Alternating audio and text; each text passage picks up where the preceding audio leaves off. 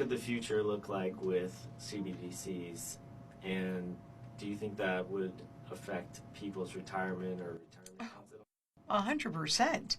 You know, what a CBDC does, and the Fed has even admitted it in the International Monetary Fund, the IMF papers that they've written, is see, right now when they make a policy, it takes roughly 12 to 18 months to flow through the system. Did they get what they want? So we're really starting to feel the impact of the rapid rates that the Fed did 12, 18 months ago, right? So this way, once they have the CBDC, then they can have their finger on that policy button 24/7, which is what they've said.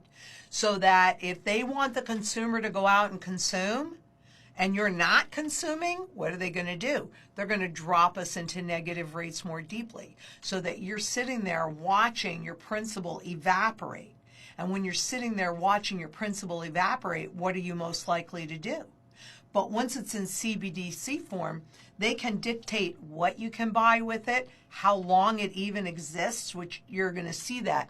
At first, they're not going to shock you with anything because they want to lull you into a false sense of security to get you to use it. And they've talked many times about this.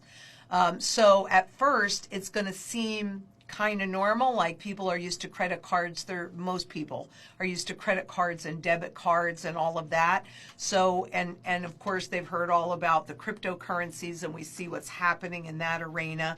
And remember recently, I can't remember whether it was the BIS or the IMF, but they came out with a paper basically, private cryptocurrencies bad, central bank cryptocurrencies good. So they're trying to get you lulled into a false sense of security.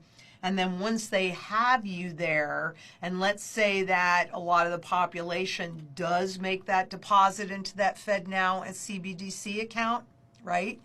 And especially, you know, we could go into a hyperinflation on the currency that's already out there, and then have the Fed controlling the value for a minute of the CBDC. So people go, oh, well, look at this is really bad, but this is staying more stable. And I think that's really what's very, very likely to happen to get you to participate voluntarily.